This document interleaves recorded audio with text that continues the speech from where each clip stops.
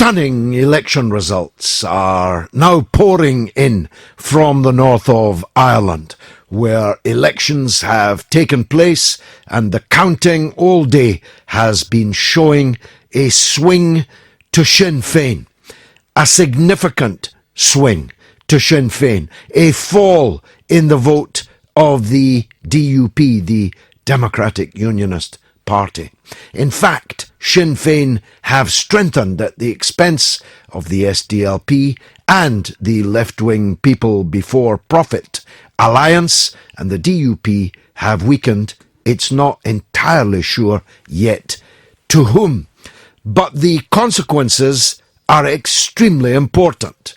First of all, the parties must now agree a power-sharing executive, and if they do not, within a very limited period of time, then the British government will have to rule the north of Ireland from Westminster, which would be a very, very bad idea, and not just for Ireland, for Westminster has more than its hands full with events relating to Britain's withdrawal from the European Union and its relations with Scotland, about which more in a moment.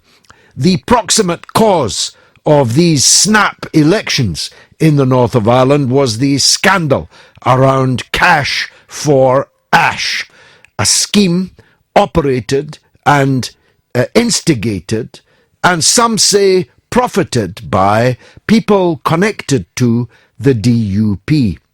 That Ash for Cash meant that for every pound you put in, you got £1.60 out. It was touted as an environmental measure, though it turned out to be nothing of the kind. People said that Sinn Féin were making a major blunder, certainly taking a gigantic risk by withdrawing from the power-sharing executive and thus bringing it down, triggering these snap elections. But in fact, these elections had the biggest turnout for 2 decades, a 10% increase in turnout on the elections just a few months ago. A quite amazing consequence of the Sinn Féin action. And there is no doubt it's even been acknowledged by Arlene Foster, the former Chief Minister of the North of Ireland, who said as she was going into the count, where incidentally she failed to be elected on the first count, presumably she will be elected in subsequent counts, but it's something when the Chief Minister of the North of Ireland cannot get elected on first preferences alone. She said it's been a very good election for Sinn Féin. So I said earlier today, and I repeat it now, this is a time for the victors to be magnanimous, for the losers to be wise, and for self-criticism from both winners and losers now to be the order of the day. I'll tell you why I say that. Because I believe that today is a major step towards Irish unity, which I personally have supported all of my life. It is a major step forward because it indicates that the die-hard attachment of the 6-county statelet to remaining part of the United Kingdom has weakened, and weakened perhaps decisively, but only if Sinn Féin learns the lesson of these last decades, which is this: that the unionist population, particularly the youngest people in the unionist population, have to be reassured that there's something in Irish reunification for them, and that there is absolutely nothing to fear from Irish reunification on their part.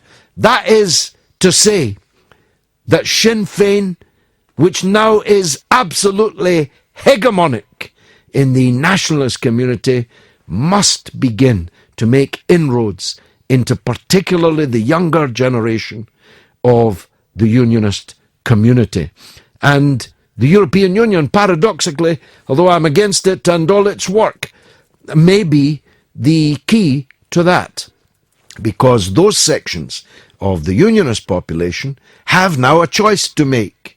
Do they leave the EU with their unionist elders, or do they stay in the EU in a reunified Ireland? The stakes are very, very high. Let me turn now to the Conservative Party conference in Glasgow. As Yasmin said just before I took on the conch here this evening, none of that statement makes any sense. None of that sentence makes any sense. The Conservative Conference in Glasgow. Well, with all the authority of having one Scottish Conservative Member of Parliament in the entire country, Theresa May ventured north into Glasgow to address the frankly rather sparse crowd at the Conservative Party conference. It was, as Gaul goes, chutzpah, brass neck, well, something to behold. But that doesn't mean that everything she said there was wrong. As a matter of fact, I want to go further than Theresa May. It's time for the British government to set a date after the withdrawal from the European Union for a second independence referendum in Scotland. And that way, we can be the yes rather than the no. There's no point whatever in a British government denying a Scottish Parliament a referendum. That is a democratic monstrosity, because Scotland is a nation. It has a right of national self-determination. It did so self-determine in 2014. If a majority in the Scottish Parliament wants to try again, no force must stand against it. But the British state has every interest in whether or not it's going to be torn asunder, on whether it's going to lose half of its landmass, as to whether or not Britain as a state is going to continue to exist in the way that we have known it for 300 years. So, honour can be held on both sides. The British government can say, yes, it's clear that the Scottish Parliament wants another referendum. Therefore, we hereby set a date just beyond Britain's withdrawal from the European Union, and the question will be, do you wish to remain in the British state? Do you wish to continue as a member of Great Britain? And will be the yes, Nicola Sturgeon will be the no, and then we can have this matter resolved finally, I hope, and certainly, to coin a phrase, for a generation. Which brings me to my last point, which is the brouhaha in the House of Lords this week over the triggering of Article 50 in the European Union referendum. Now, cards on the table, I'm absolutely committed to the passing of Article 50. I'm absolutely committed to Britain leaving the European Union and rejoining the world. As a matter of fact, if God spares me, I'm really looking forward to it. To Britain again seeing the world as its oyster, rather than being a part of the fading, failing, flailing European Union, which frankly will be lucky still to exist by the time we exit from it. So much depending on the election results in France, in the Netherlands, in Italy, and even in Germany itself. But the amendment that was tabled, and which was carried in a landslide, should be accepted by Theresa May and the British government. There is no point in holding out against it. there's no point in holding out against it because it will almost certainly pass in the House of Commons. That amendment is that we should say, before the negotiations start, that whatever happens, we will allow the citizens of the European Union who are not British citizens, who are living here, who have made their lives here, should continue to be able to live here. First of all, talk about seizing the moral high ground. What could be a higher ground than to say to the nest of vipers in Brussels, whether you deport British citizens from the European Union or not, we are sufficiently cognizant of the fact that we remain Europeans, and we're sufficiently civilized to say we will not deport the European Union citizens living here in Britain. So, moral high ground and practical political considerations dictate that Theresa May backs down, climbs down, and allows this matter to be incorporated on the face of the bill.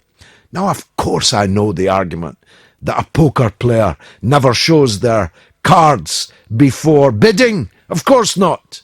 And of course no trade unionist, no businessman or woman gives away its bargaining chips before the time is right.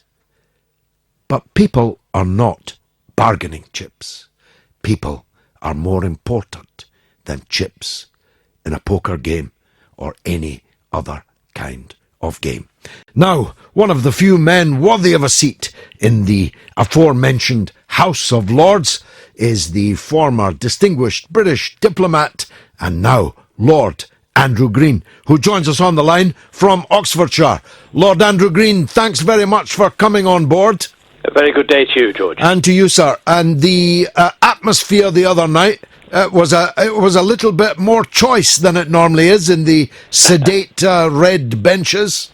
It was indeed, yes. It was really quite an interesting occasion. Because it was the first attempt to get an amendment to this bill to trigger the negotiations. It was really quite something of an occasion, I think. Well, the point is the triggering of Article 50. The amendment, you may have heard my talk-up, if not, I'll summarise it. I understand, of course, that poker players don't give away their cards until they've until the right moment, or ditto trade union negotiators and so on. But I would have thought the argument that Britain could establish itself on the very highest of moral grounds by saying, well, we're not going to deport EU citizens who are not British citizens, whether you want to be beastly in Brussels or not. Yes, well, I mean, of course, I don't think there's any question of deporting EU citizens, certainly not those who've already acquired a right to be here.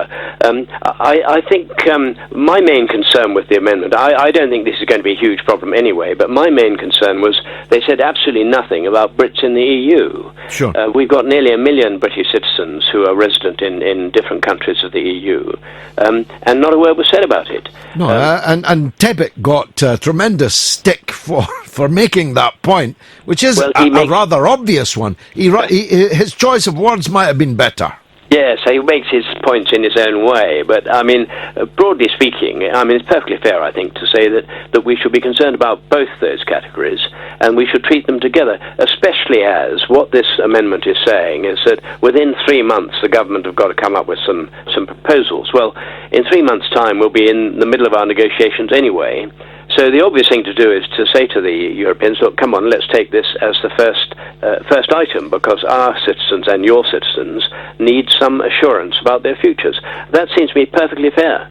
I suppose my underlying anxiety as someone who supports Brexit is that this was on the face of it about one thing, but was in reality about something else, namely throwing as many spanners in the works of Brexit as possible. Am I being too cynical? What a suspicious fellow you are, George. I can imagine how you could possibly think that. Or that you've even looked at the list of people who supported this amendment. Indeed so, yes.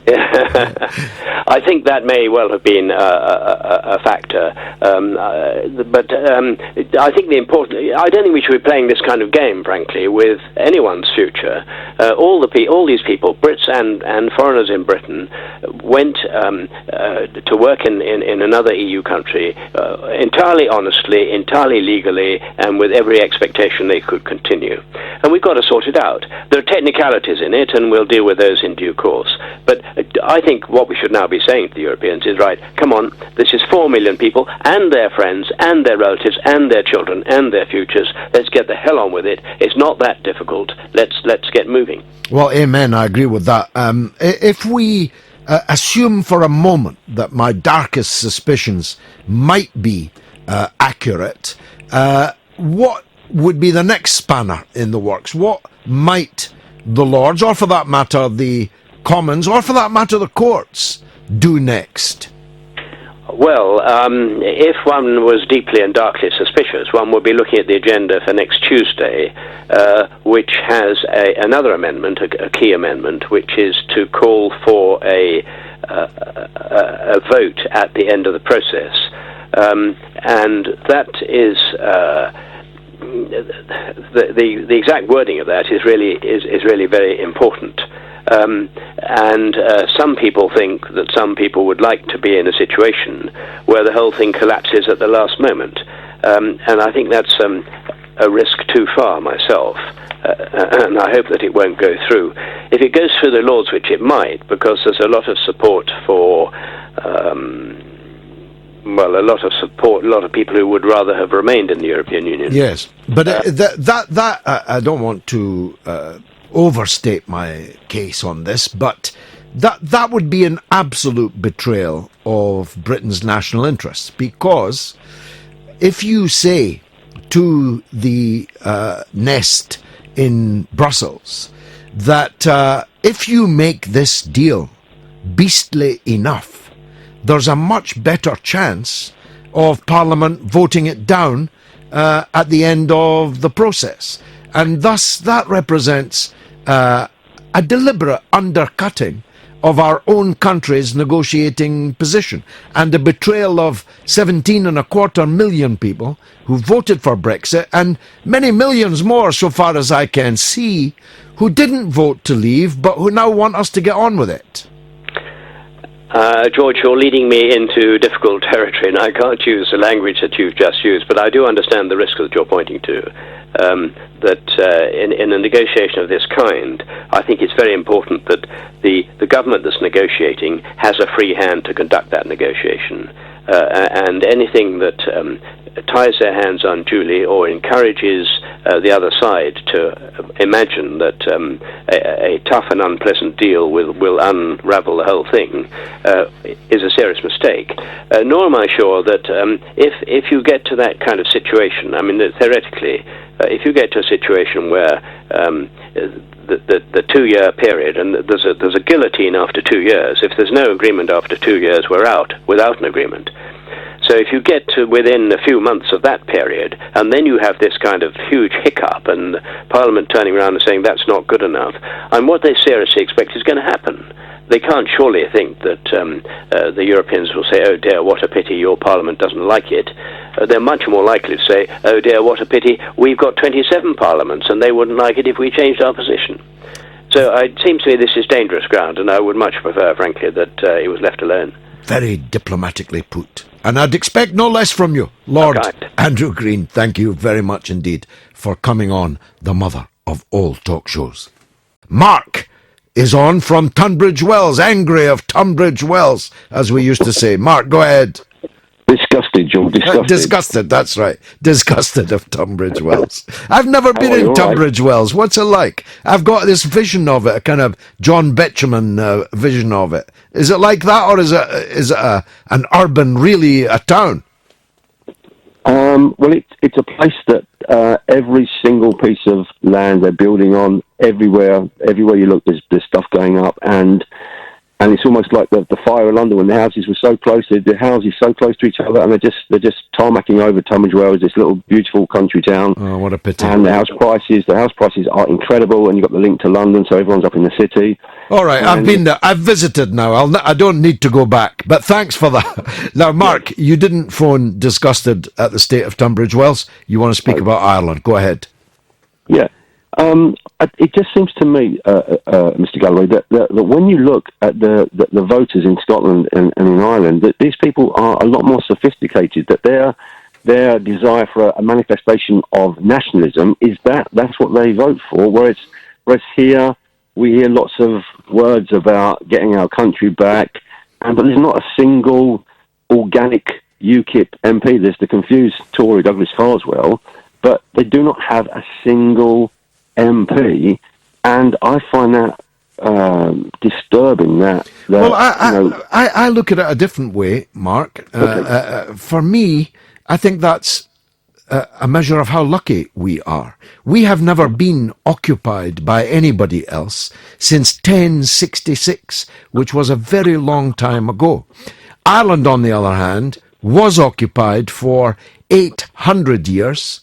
Some say 600 years. Either way, it's many centuries, and a small part of it still is. And that's what causes the acute politicization on a national question that exists there. Now, the Irish are very, very good at elections. They've got proper elections, proportional representation. So you have to be smart. You're not just going out saying, vote Joe Bloggs. You're saying vote Joe Bloggs first, vote Mary Bloggs second, and so on. You've got number crunchers. You've got people keeping a tally. You've got election managers. I mean, Irish politics is very much more sophisticated and smart than ours, but it has its political character because Ireland was an occupied country which had to fight for its independence against an occupying armed force.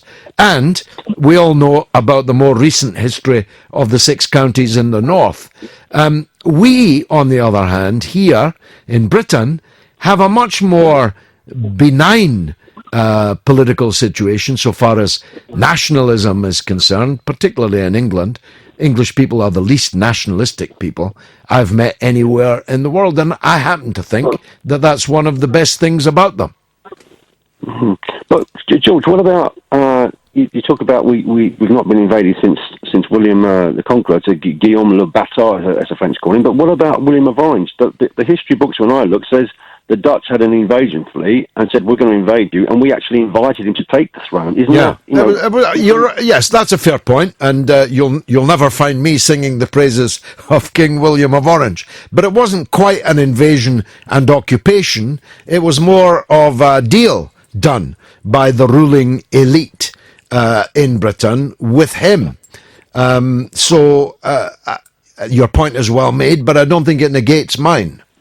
George, would you say that in another time, another place, if you looked at Vichy France with the Nazis and William of Orange, that the thing that I never like here is that, not saying that even you're doing it, but people here never seem to admit that the William of Orange thing, you would say that was the equivalent of Vichy France. It was. It's a very good comparison. It was effectively inviting a foreign monarch, a foreign power, to take over this country. Yes, and the stuff that I've read, that at the time there were Dutch ships in the Thames with English voices on board, because English seamen were seen as one of the best in the world. But we, as usual here, didn't give them the rights and the money, and the Dutch paid them good money. And I personally would like someone to look at our history and stop saying, "Oh, we invented cricket and cream teas." Say William of Orange, the stuff that I've been reading about the start of the Bank of England, 1694, the Scots guy that started it, the Royal Company that was involved in slave trading. That was like Vichy France. For the last 300 years, we've been like an occupied country, but the people are so gormless, and that's the point I was trying to make. That the Scots and the Irish are not that gormless, and they understand nationalism as looking after your people and not starting to point the finger at people saying, "Oh, get out of their country," because that's not nationalism. That's just spite and nastiness. Well, Mark, I think that was a very useful history lesson. So far as I'm concerned, there's only one King Billy. That's Billy McNeil. And it was his birthday yesterday. And God rest Tommy Gemmell, who passed away on the same day. Thanks very much, Mark. Disgusted of Tunbridge Wells, disgusted at William of Orange being invited by the ruling elite in Britain to take over the country. Robert in Nottingham has called to talk about Ireland, and he's welcome. Robert, welcome to the show. Hi, George. Hi there, go ahead.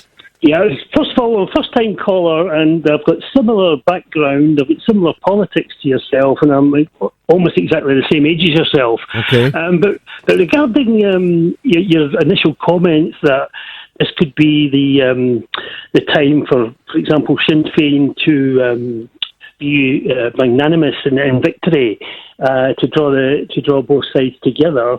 I'd like your views on whether you think religion should be taken out of the schools in Northern Ireland. No, I think parents have got a right to have their children educated in a school of their choice, and people, Catholics, Muslims, Hindus, very often want their children to be in a school with a religious ethos, with a faith ethos, and that's their right, and I would never agree to the taking away of that. Do you not think it's unhealthy that, I think I read that it was 92% of children in Northern Ireland go to a school which is predominantly the one faith? I mean, we have the same, I'm from Nottingham now, but in Glasgow and the west of Scotland, we've got exactly the same position, and I don't think anything will ever change. And even if you integrated all the schools and took religion out tomorrow, it might take 20 or 30 years to go through, but I don't think this is the right day to make that point, Robert, because Sinn Féin have made very major advances today, and they need to make still more. They need to make it clear that a united Ireland is not a Catholic Ireland. It is an Ireland where all traditions will have their place and have it guaranteed and protected, and where everyone can flourish, and where people can pursue their own religion or none, according to their taste, their wishes. I don't think that this is the right day to make that point, because I sense that Ireland is on the turn. Well, I mean, whatever gains Sinn Féin will have made today, it's not going to be that much of a percentage swing. It would take 100 years for things to change. And whilst the children especially are divided, the other side can always blame the other side. There's going to be a takeover by the Pope or whatever. And but that's less and less credible. The Catholic Church in Ireland is weaker than it has ever been, and some dreadful news out of Galloway in the Tuam children's home, just in the news this very day, will reduce its standing still further. I wish, of course, the church no harm. I'm from a Catholic background myself, but religion and politics are not the same thing. And the pioneers of a united Ireland were not Catholics. Wolfe Tone was not a Catholic, and he founded the United Irishmen. And the notion that if you don't want to be a Catholic, you must remain in this totally abnormal six-county statelet and its unhealthy relationship with Britain is beginning to die, and die quicker than I think you're giving it credit for. And ironically, the European issue may very well be the key to that. My take is, and I've been in Ireland a lot in the last few months, my take is that a significant number of people who are not Roman Catholics in the north care more about remaining in the European Union than they do about remaining in the Union with Britain. And that's a very healthy thing in my view. Well, I wish I had your confidence, but I'm a half empty glass man myself. Confidence is my middle name, Robert. Thanks very much for your call, my friend. Thank you. Very Bye. good to hear from you. Let's go to John in Germany. Go ahead, John. Hello, George. You're not going to like what I'm going to say. It's controversial. That's all right. Another Scotsman in another unfamiliar place. Go ahead. That's it.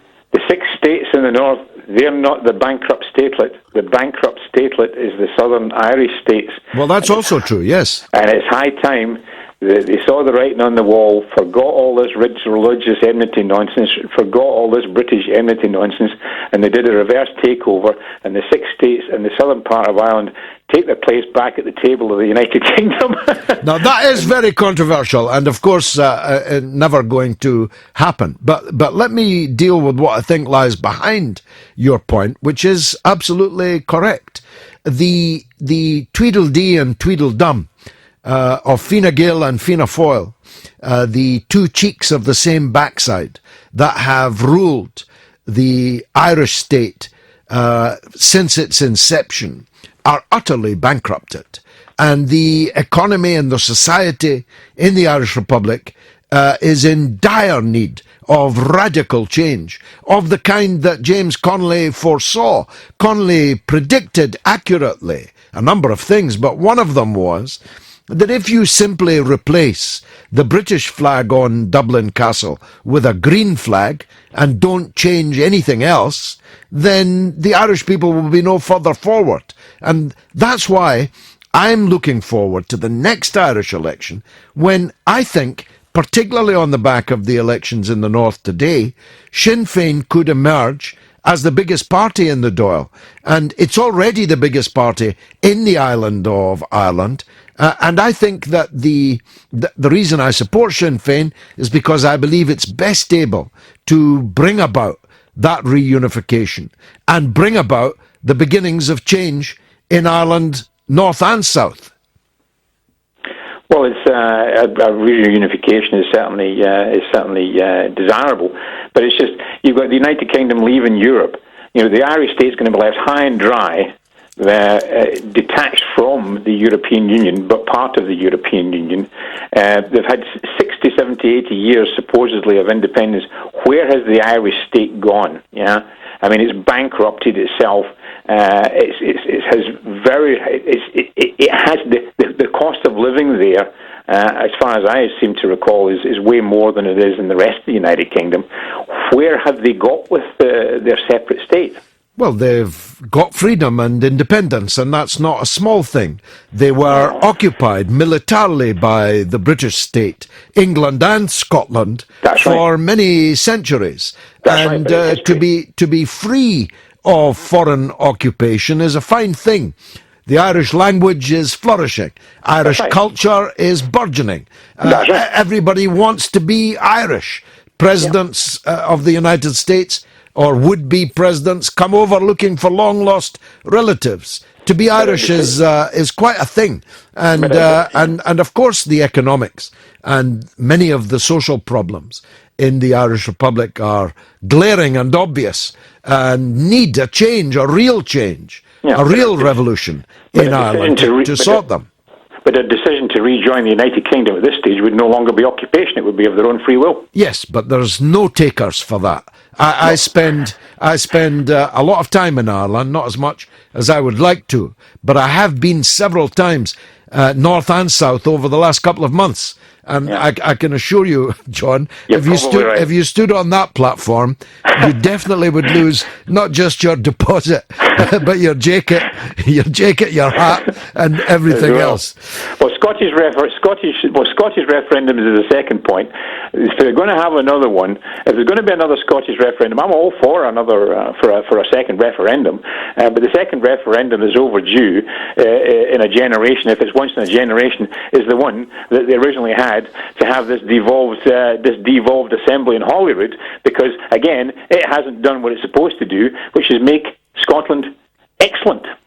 Well, that might be true also, but again you would get no takers for that. If you held a referendum tomorrow on scrapping Holyrood, you wouldn't get 2 or 3% of the population voting for that. What is more sensible, I think, is to say that a Holyrood which obsesses about nothing else except going another step further in that direction, is letting the people of Scotland down. The education system is sinking, the health service is sinking, there are real problems on the policing front. I've been looking more closely at that, the concentration of the police into one force instead of the regional forces that there used to be, the levels of employment and poverty and child poverty and so on in Scotland. These are all things that should be occupying the Scottish government's attention, instead of spending every waking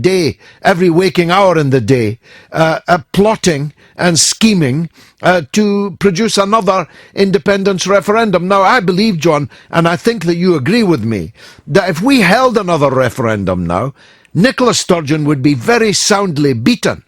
And that's why the government should seize the nettle, the thistle, and say, we are going to have another referendum. It will not be until after Brexit. It'll be on such and such a date, right after the Brexit negotiations have closed.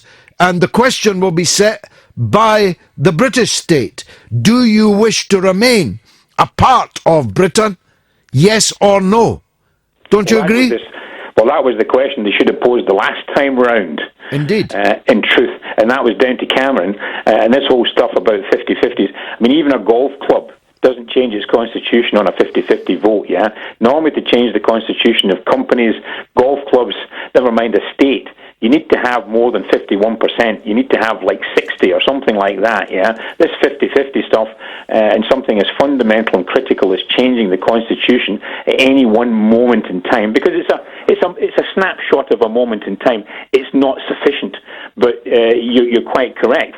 The whole pretext excuse that's been brought forward of the so-called 62% of people who voted to remain part of the United Kingdom it ignores the fact that of that 62%, a large part of those people were Conservative voters, Labour voters, Liberal Democrat voters, also the people now who were scared into voting Remain, who were also 3 years ago, the very same people who voted no to the breaking up of the United Kingdom. And if they knew that those votes were now being used, their votes were being used as a pretext and as an excuse to have a rerun of this so-called Scottish independence referendum or separatist referendum, they must rue the day that they ever voted Remain. Well, there's no doubt in my mind whatsoever that if Nicola Sturgeon goes to Scotland and says, I want you to vote to leave Britain and join the Euro, join Latvia and Luxembourg, with whom we've got more in common, apparently, than the people of England and Wales, she'll be soundly defeated, John.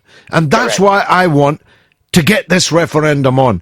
John, unfamiliarly in Germany, wonderful to hear your familiar voice again. Now, Theresa May ventured north to attend the Conservative Party conference in Glasgow. A very strange conflation of words, people and places. The conference didn't look very busy to me. Although it's just been pointed out to me on Twitter, and it's fair enough, the Conservatives are the second party in Scotland now. They have more MSPs than anyone else, other than the Scottish Nationalists, and that's something I never thought I'd say either. When I left Scotland, Labour was absolutely hegemonic, and now it's scarcely visible under its current leadership. That's my point of view. We'll hear from a leading figure, a one-time leadership contender, in just a minute. But first I want to play a couple of clips of Theresa May in Glasgow today. Instead, they have an SNP government obsessed with its own priority of independence, using the mechanisms of devolved government to further its political aims. The SNP have been allowed to get away with it for too long. Well, that was throwing down the gauntlet, you could say. It's certainly been interpreted that way. I myself think the gauntlet should be more decisive, that the British government should call another referendum on Scottish separatism, and it should do so with a date after the Brexit negotiations are completed. Let me put that to my guest, Neil Findlay, a member of the Scottish Parliament, and a likely lad to be sure. And welcome on the show. Neil, are you there? Yes, good evening, George. How are you? Good evening, yes, good, thank you. Now, Theresa May is a kind of odd voice in this debate, but that doesn't mean that what she's saying is necessarily wrong. It is the case. It's abundantly clear, I think, to even SNP voters, that the SNP are more interested in plotting and scheming for another referendum than they are in making the things that they already are responsible for actually work. Am I right? I think you're absolutely right on that, and I am very reluctant to agree with Theresa May and the Tories on anything. They are a complete anathema to me. They have, I'm at the different end of the political spectrum from them. But the reality is that in Scotland, if you look at every area of our public services and health and education, we are falling in the world standing in education. Our health service is under pressure like never before. The social care system, the transport system, every area of the public services is creaking at the seams and has been mismanaged by the SNP government.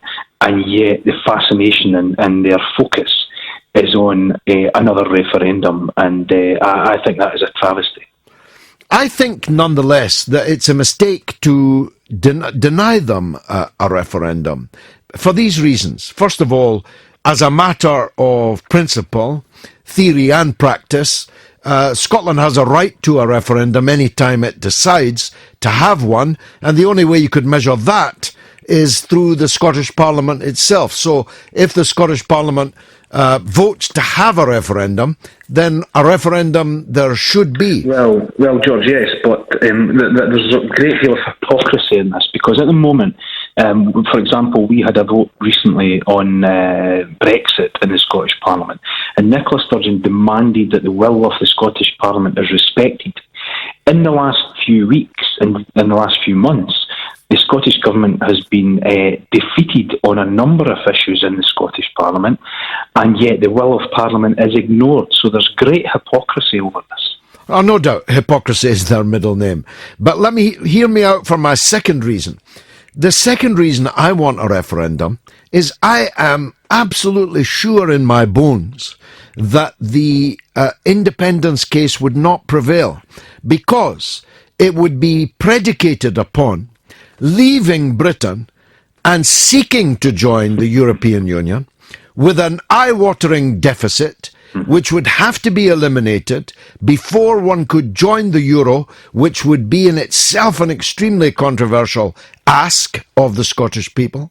Free movement of labour, denied in England and Wales, would instead head for Scotland.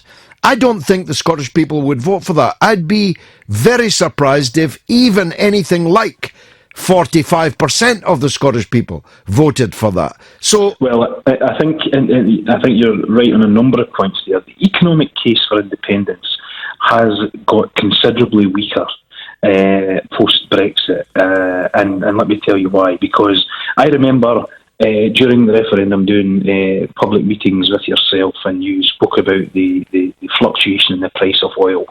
The oil crisis that we've seen and mass redundancies in the North Sea is one of those aspects that make the economic case weaker. And then if we continue with that and we look at the Scottish Government's own GERS figures, which gives us a deficit of 15 billion or 10% deficit, the European Union, of which the SNP want to rejoin, sets a deficit level of 3%, and we're at 10%. And then on top of that, if we add in the end of the Barnett formula, which would happen as a result of independence, then the economic case for independence has melted away. You're absolutely correct, and there's one additional point. One of the main reasons why they failed last time was the absolute confusion over which currency Scotland would use. They insisted that they'd be allowed to continue using a currency issued by the Bank of England and governed by the UK Treasury, even in the face of all the obvious, screamingly obvious facts, but they couldn't even begin to pretend that that would be so now, because you would have, if they could get over that deficit point, which I agree with you is insurmountable, if they got over that, they'd have to join the euro. To join the euro, you need to meet the convergence terms that you have just quoted there. So they wouldn't be able to meet them, or there wouldn't be a single public service left in Scotland. So they'd have to invent a new currency based on an oil price at under 50, and some people predict headed for $20 a barrel, when their whole scheme was based on $117 per barrel. Well, this is exactly right, and I have to. I mean, I must say, I sit with a wry smile at times when I hear Alex Salmons and others, rightly, in my opinion, at times point the finger at the Leave campaign and the EU referendum, saying that the case was made on a parcel of lies. And then you look at some of the detail within the white paper that was presented in Scotland, for example, the oil price at $130 a barrel, as if that was a document full of credible options for the future of Scotland. It is a nonsense. Is there a division here, Neil? Is the Alex Salmond trying to bounce Nicola Sturgeon into another referendum, or are they just Mutt and Jeff, a double act? I think Alex Salmond is a law unto himself these days, and I know from speaking to some SNP people in Parliament that they think that too. So I don't know what control or influence Nicola has over the bold Alec at the moment, but I don't think it's very much. Because he was on, I saw him last night on This Week, Andrew Neil's show on the BBC, and he was talking as if he still calls the shots in the SNP. Well, I am not close to the internal machinations of the SNP, but every time I see him, he seems to be able to say whatever he likes, backing it up with credible facts and reality is a different matter. But he does seem to be on a bit of a solo journey at the moment, saying what he likes. And, Mr. Salmon's problem has always been his ego, and that seems to be running away with him. Neil Findlay, Member of the Scottish Parliament, thanks very much for joining us. First casualty of today's election results in the north of Ireland. Breaking now, the Ulster Unionist leader, that's the leader of the UUP, Mike Nesbitt, has resigned. What happens to the former Chief Minister, Arlene Foster, will now be a matter of great importance. The Sinn Féin position is that they cannot be in government with her.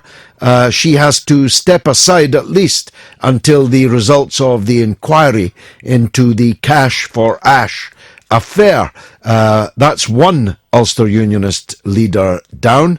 Maybe the second will have to be sacrificed too if power sharing is going to be put back together again. We are talking about Brexit.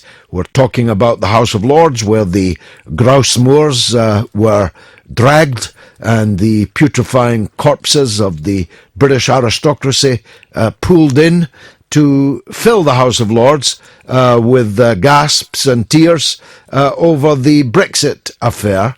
I spoke earlier to Lord Andrew Green about that. He resiled from some of my stronger language, he being a former diplomat of note, but he nonetheless shared my view that the House of Lords, and indeed a substantial section of the House of Commons, would still dearly like to scupper Brexit, and everything that they say or do on Brexit should be seen in that light. We're talking about the Irish results. We're talking about Theresa May's visit to Glasgow, to the Scottish Conservative Conference, and we're taking calls on all these things. Justin's on the line from Scotland, or at least about Scotland. Justin, go ahead. Yeah, hello George. This is the first time I've actually rang your show. I've been listening for a couple of months now and I quite enjoy it. Thank you. I don't actually agree with everything you say, but I think you're the same opinion as me, that you'd like Scotland to perhaps remain as part of the British Isles. Yes, definitely. Yeah, okay. my point is, I know that you'd like perhaps another referendum just to reinforce the point that they should stop with the UK. But from my personal point of view, the Scottish had a referendum, they lost it, and I don't see really why there should be another opportunity in the next generation. I mean the next 20, 25 years, where they should be given another opportunity to do so. They have to vote. Simple. Well, take my advice. You'll only be helping the SNP if you refuse it. And if we have a situation where the Scottish Parliament votes to hold a referendum and the British Parliament votes to refuse it, that's exactly the scenario that the nationalists want. And I'll tell you what would happen. They'd organise their own referendum, an unofficial referendum, like has happened in Catalonia in Spain. So the issue doesn't go away just because the British state sets its face against it. And it's really a matter for the Scottish people and no one else how often they have a referendum. But what I will say is the more often you go to the well, the more likely you are to find that the water level has receded very considerably, Justin. Yeah, I take your point. I mean, obviously, with referendums, they obviously cost money, don't they? And in times of austerity, that money's going to be found from somewhere. Well, I don't think that the price of holding a vote is either significant and certainly not significant enough to be a reason for not holding one. Just, I'm begging you to take my advice. If Nicola Sturgeon and Alex Salmond could dream of a scenario more useful to them than the one that you suggest, trust me, they would already be in heaven, because what they would love more than anything else is to maximise the number of Scottish people feeling a grievance at being denied the opportunity of having a vote by English MPs. That's a dream scenario for them, Justin. Yeah, it may well be. I mean, with the SNP, I know for the last referendum, they wanted to cherry pick. I mean, you mentioned it in your previous conversation with your other caller, whereby they wanted to keep the UK currency, and that kind of thing. But you can't cherry pick. You're either in or you're out, and you can't have the best of both. Well, that's correct. That's correct, and that's why we should put this matter to bed now by calling their bluff and carrying out a referendum organised by Britain this time, with the question being, do you wish to remain in Britain?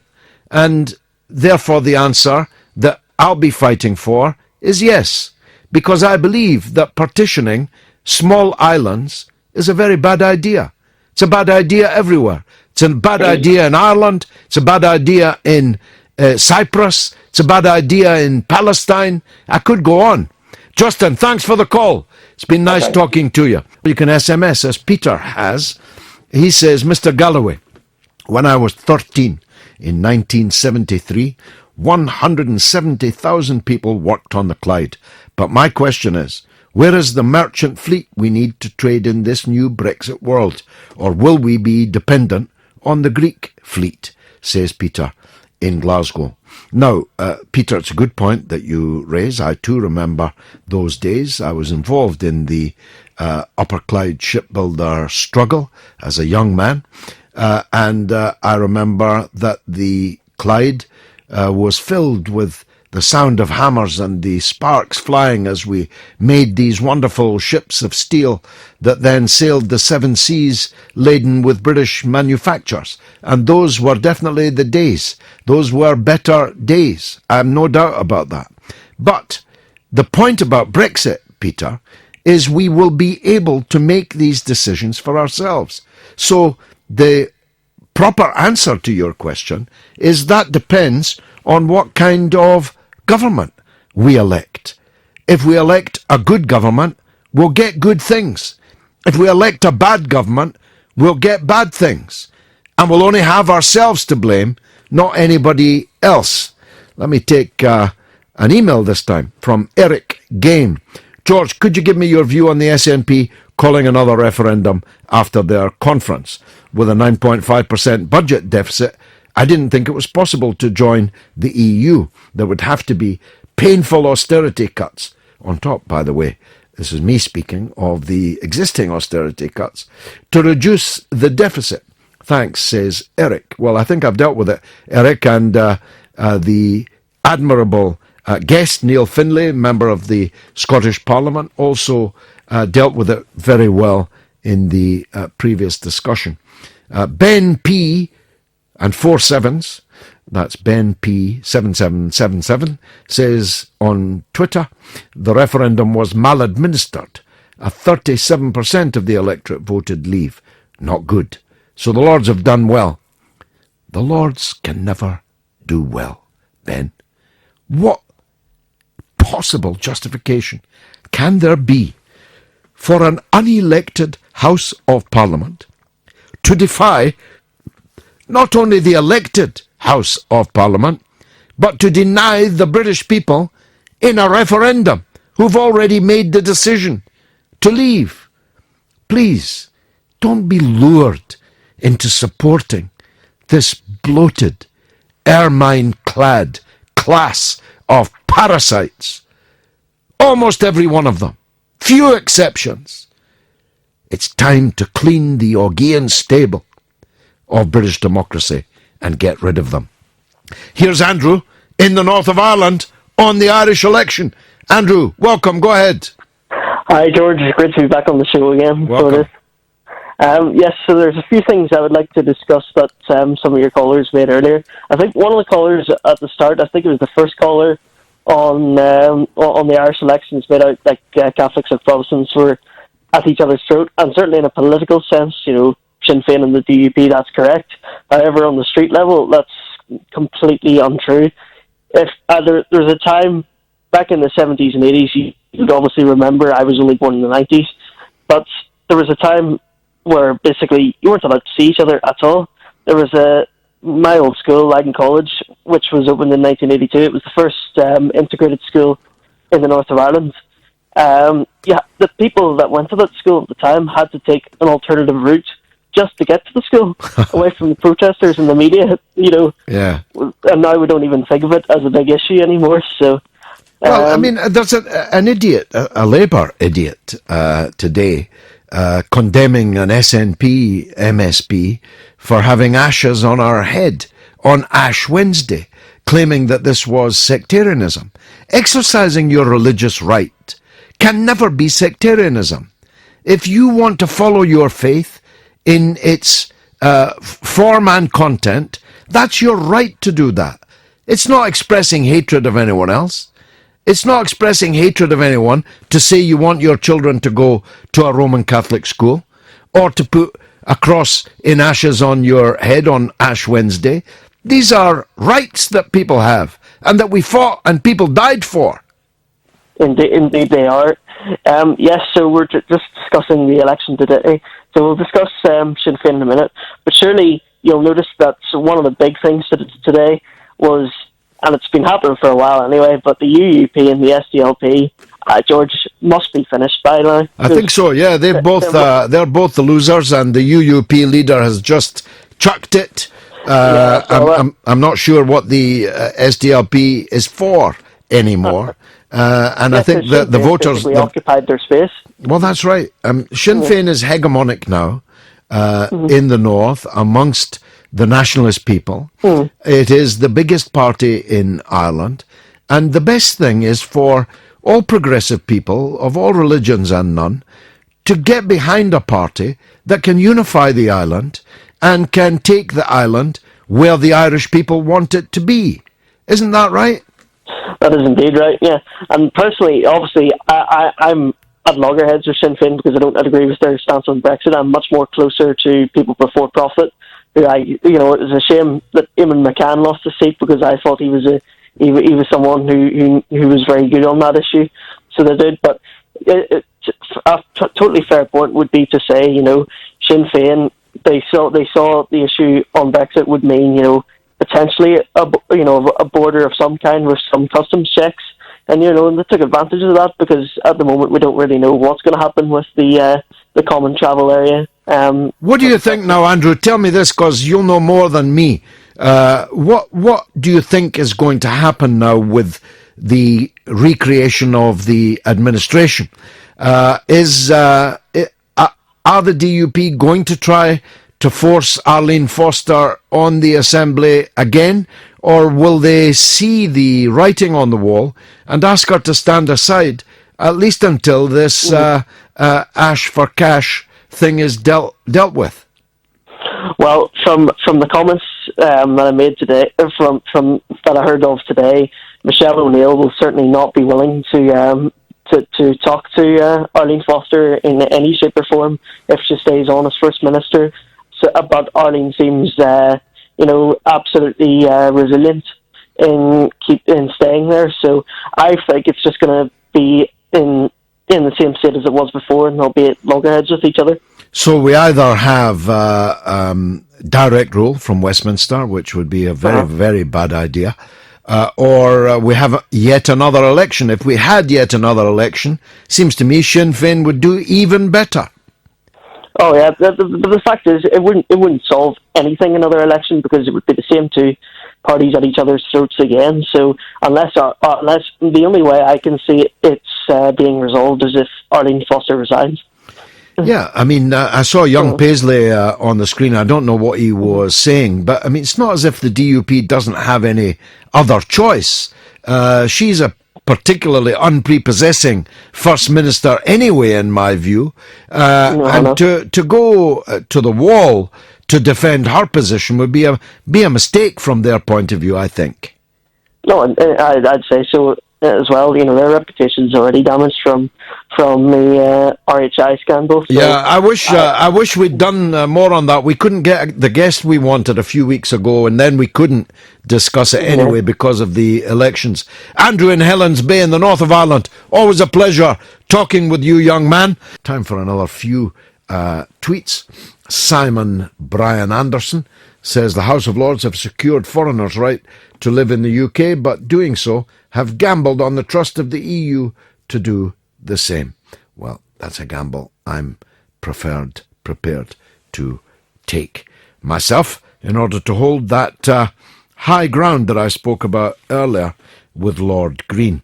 Now, as I said right at the top of the show, quite groundbreaking events in the north of Ireland, yesterday in the election and today in the counting.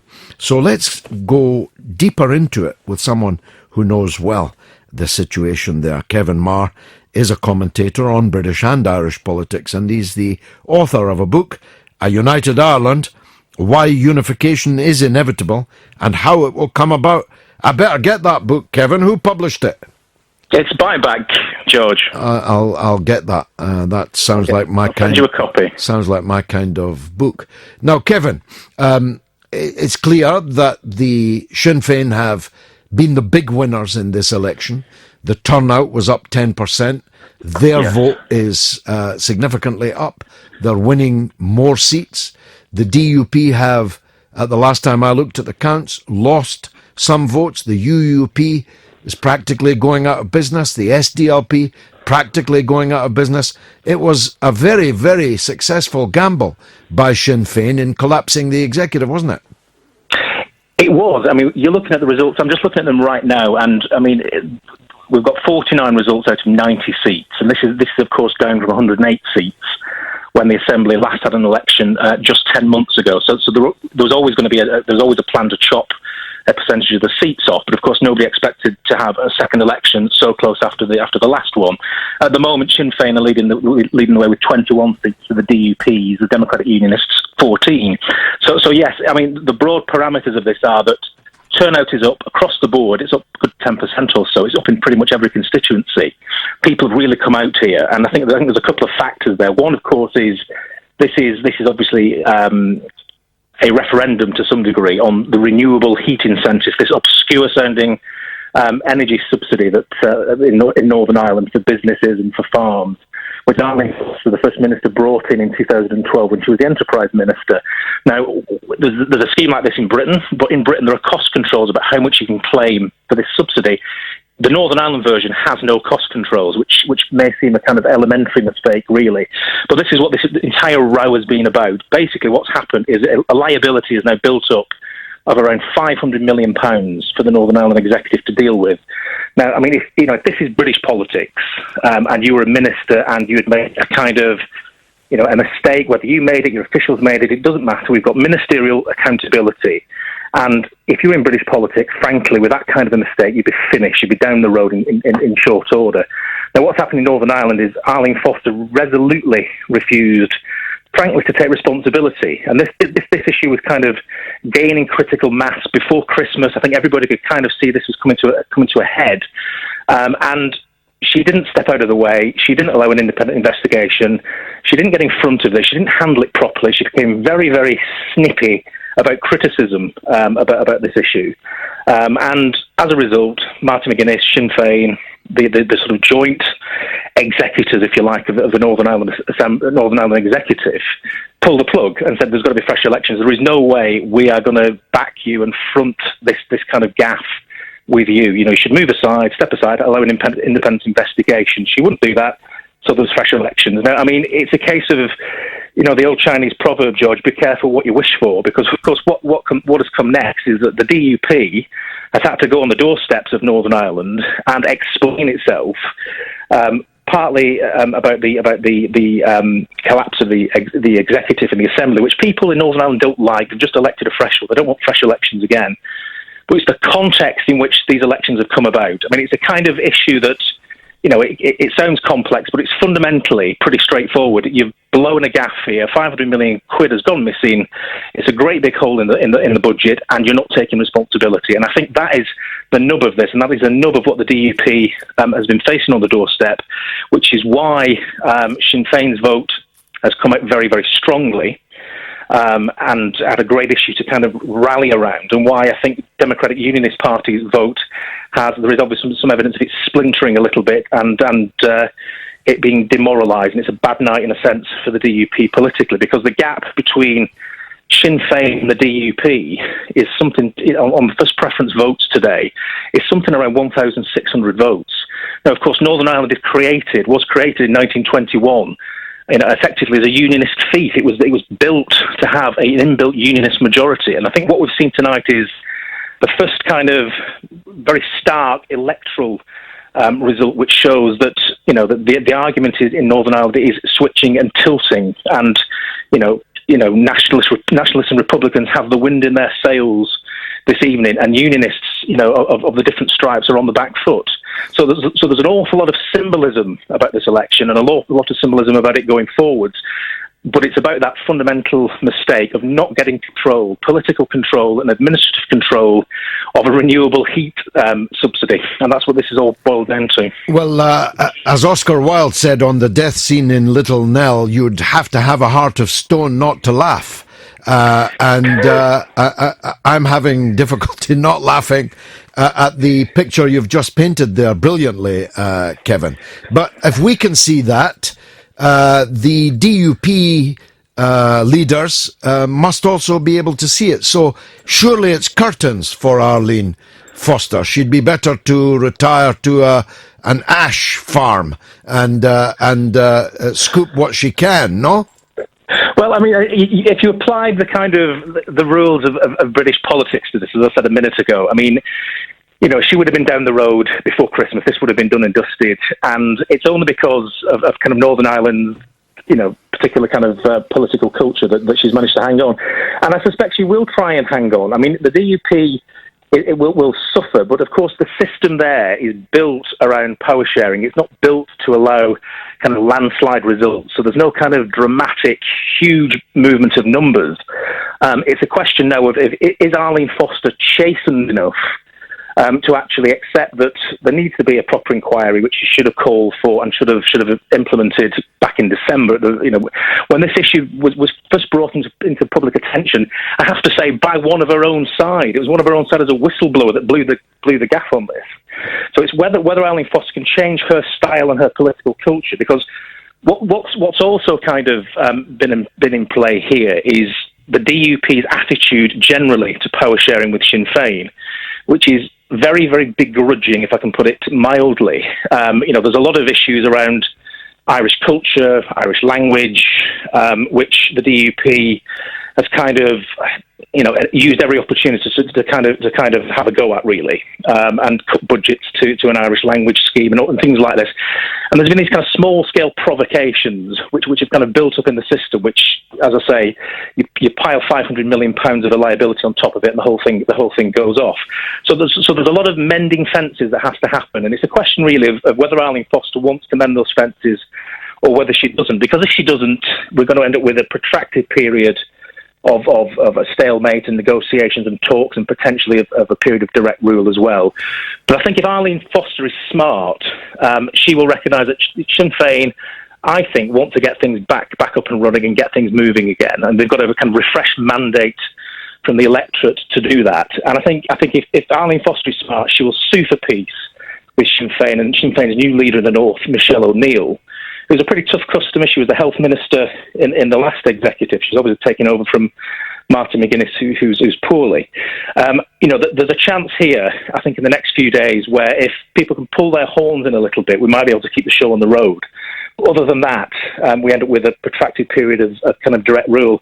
And I have to say, as an aside, and I don't mean it to be too party political, and James Brookenshire, the Northern Ireland Secretary, has been behind the curve all the way through on this. He should have intervened before Christmas. He should have seen this was coming.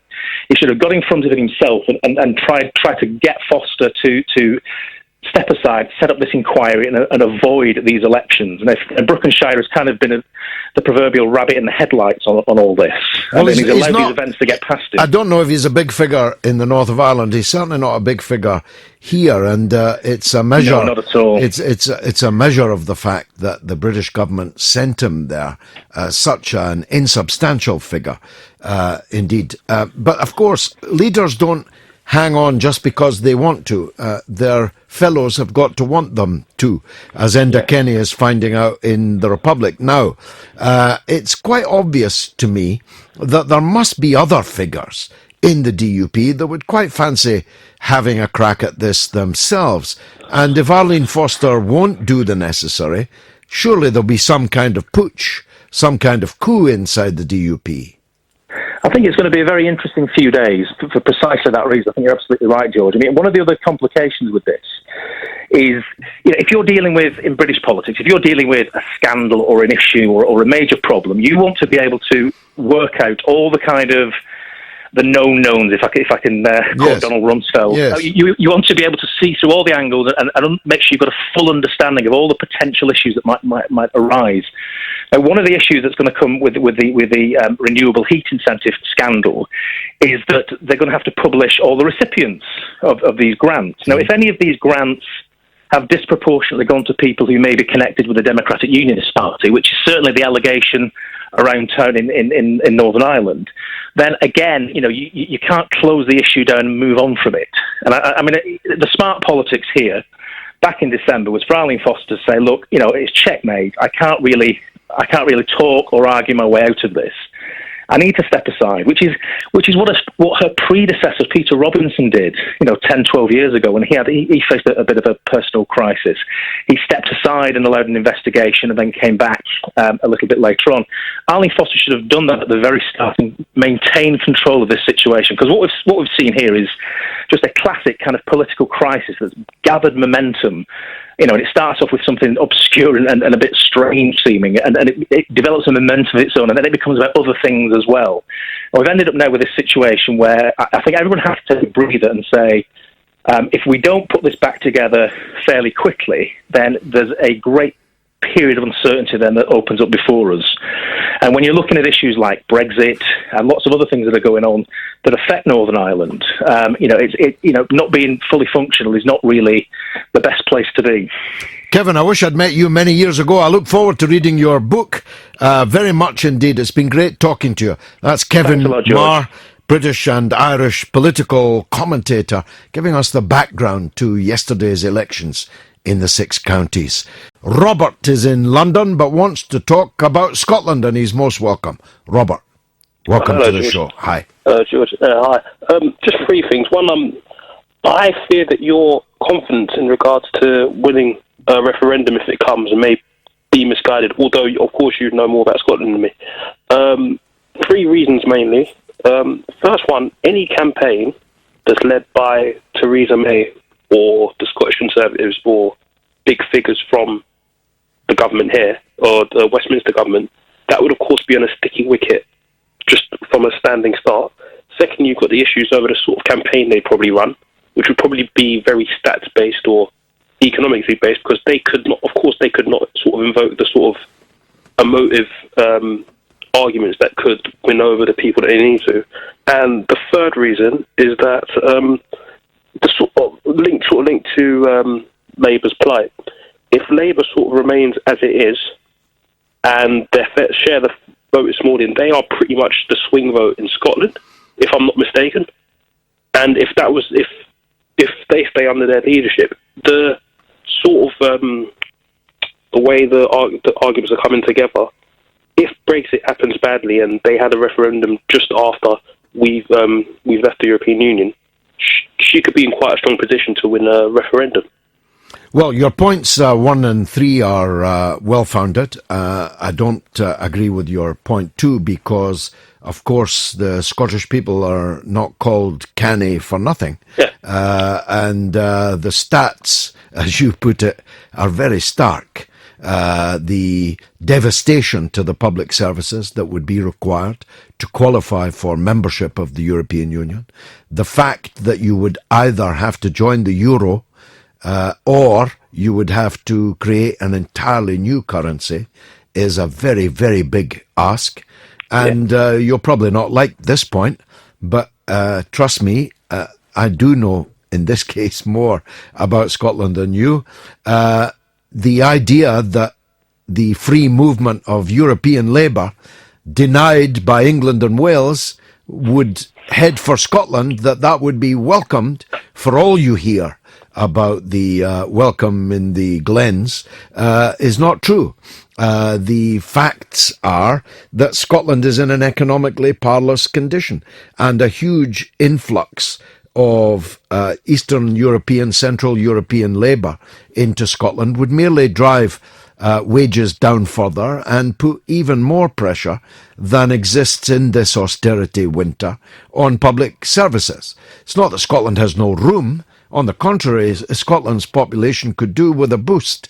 But try persuading the Scottish electorate that the best boost we could get is a very large influx of people from Central and Eastern Europe.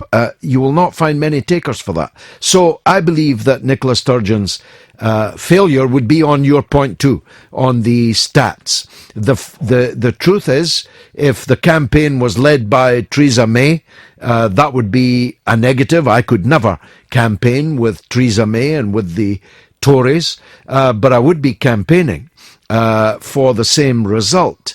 And I just add this caveat, Robert. The idea that Scotland is a cold water Cuba is rather belied by the fact that the Tories are the second party in Scotland now and have the support of 25% of the Scottish people, whilst Labour languishes on 14% and falling.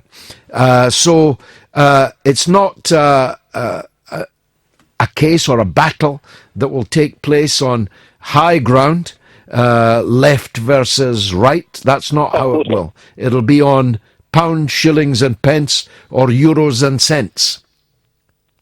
Yes, I presume that would be the case. I'll just go and say that because of the way that the Labour vote is falling, if that was to collapse completely and they were to then to vote, because the SNP have around 40 to 45% in the opinion polls, which is a pretty good base to start from any sort of referendum campaign. Yeah, but don't forget, Robert, that 37% of SNP voters voted to leave the European Union. So the choice will be very stark. Do we leave Britain and join the EU? Do we leave an elected democratic union and join an unelected undemocratic union and take their currency and pay the price for it and pay every kind of price for it, not just financial. And a very significant number of people who vote SNP and who voted yes in the Scottish referendum would vote no in those circumstances because they don't like the European Union, and for all the right reasons. Interesting times, George. Interesting times. Indeed, we're doomed to live in them, Robert. Thank you. Thank you very much indeed for that call. Let's squeeze in David in Scotland on Scotland. Go ahead, David. Hi, George. Hi, sir. Good to hear you. Nice to talk to you again, mate.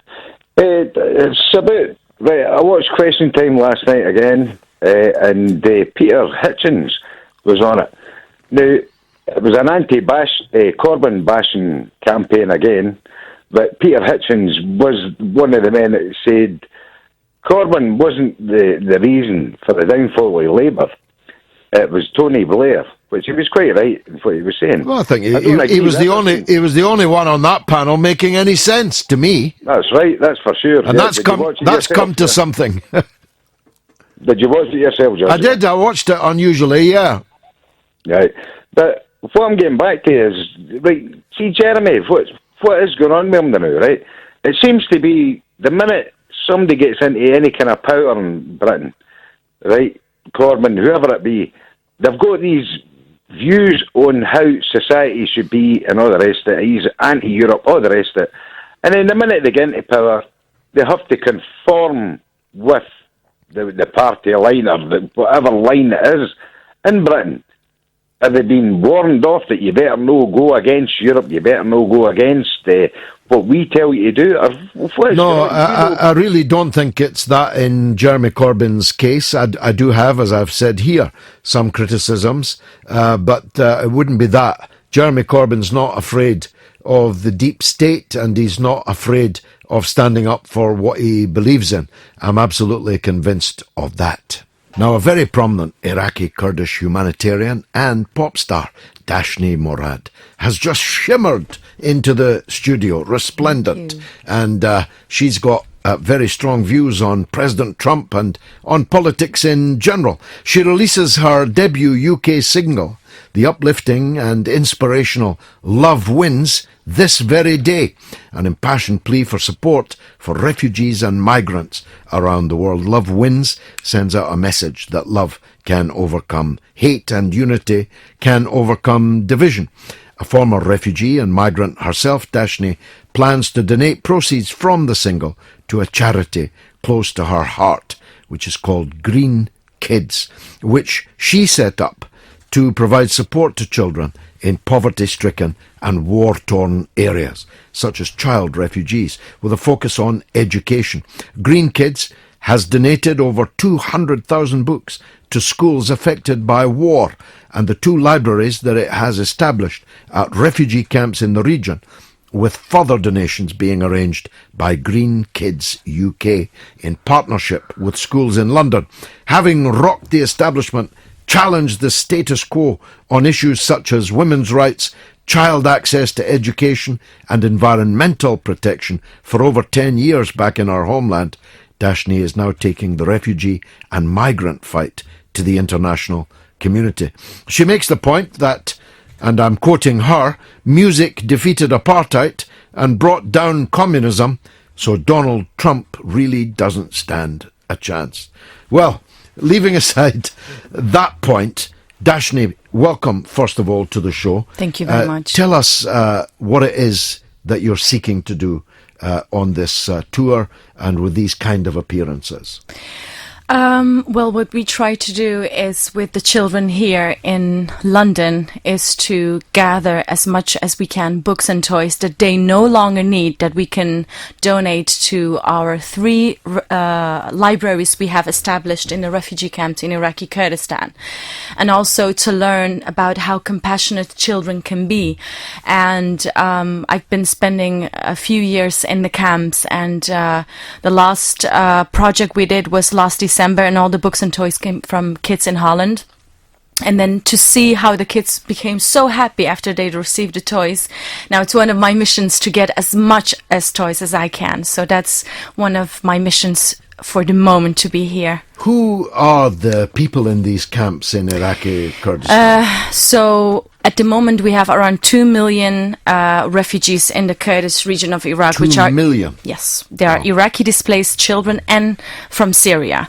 And we've been working with a lot of different children, but the children we've been working with in last December, that was extremely different because they just escaped ISIS. And that was for me a shock to see how the kids changed because of this horrific war. I could see, I could no longer see the child in them. And I could not find ways to proceed the class with the kids and to teach them English. And then the moment we started to distribute the toys, they slowly became children again. So imagine they are kids and they've been growing up within ISIS for 2 years, no school, and all they've been seeing is this barbarian ways of living. And that has huge impact on me and changed my life and my ambitions. Now, you were yourself a refugee. Tell us about that.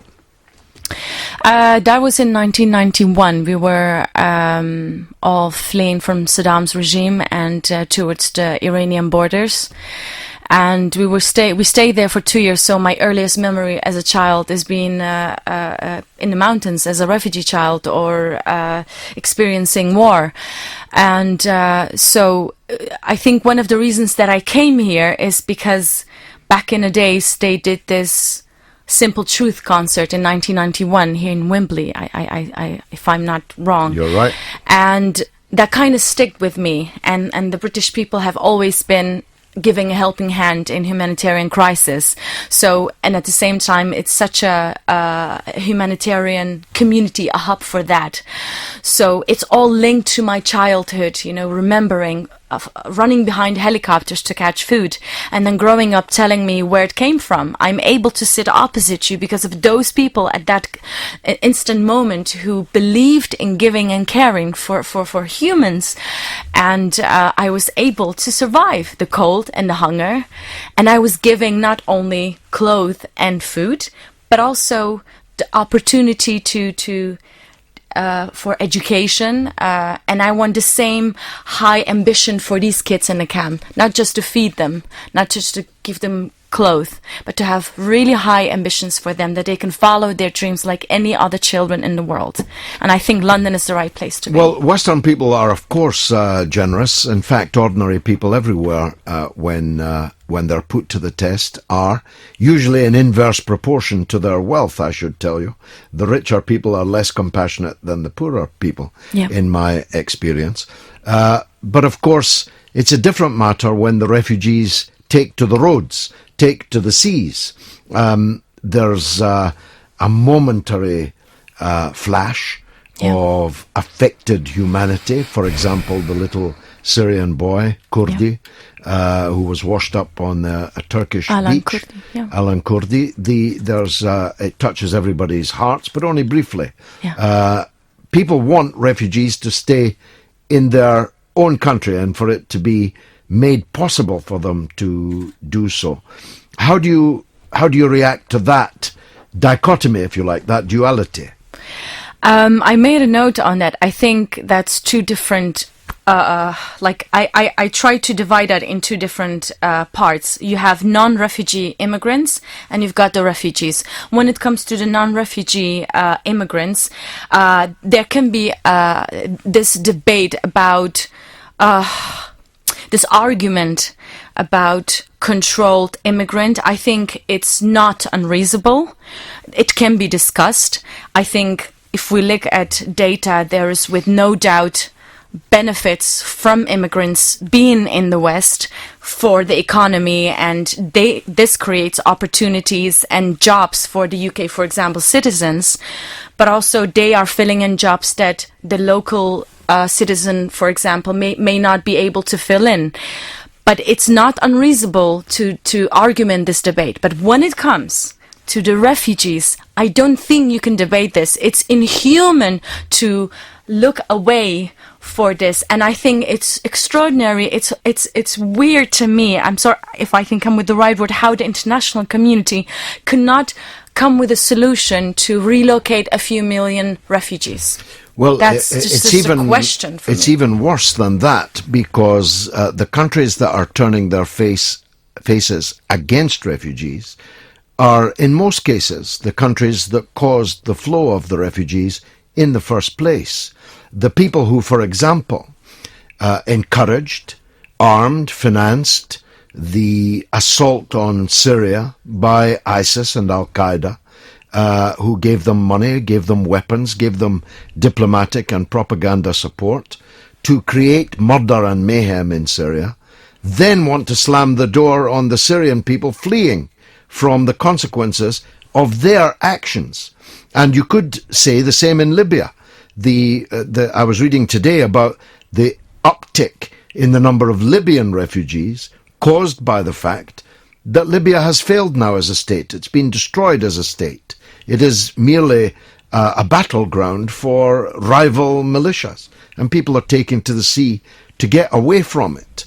The dichotomy you draw is absolutely the correct one. It's every country's right to control immigration. Yeah, otherwise, absolutely. We'd have no borders. Yeah. And the world would tilt, because all the people from the poorest countries would come and live and work in the richest countries, which would make the poorest countries poorer, but would also make the working people in the richest countries poorer.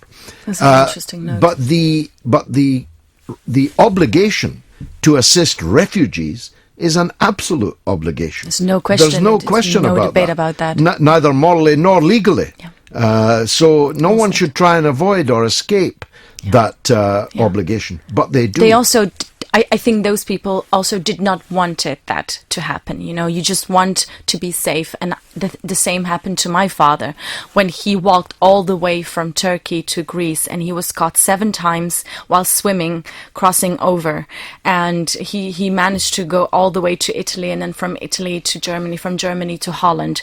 So I never knew where Europe was. I was an 11-year-old happy girl living in a yellow street, counting the thousands stars in the sky at night while we were cooling off with watermelon before bed, and it was literally it's just magical. It was the land of magic to me. I have never asked to be taken from my friends in school, and I think that's the difference you have to see between refugees and the immigrants. Now, this single that you're releasing, just remind me what the name of it is again. Love Wins. Love Wins. We're going to play it in a minute. Okay. But it's a terrific thing that you're doing. Thank you. And the proceeds are going to Green Kids. Yes. And people can see Green Kids at www.greenkids.org.uk. Anything, before I play it, what would you like to tell me about the song? I think, with Love Wins, it's a personal common message to the people around the world.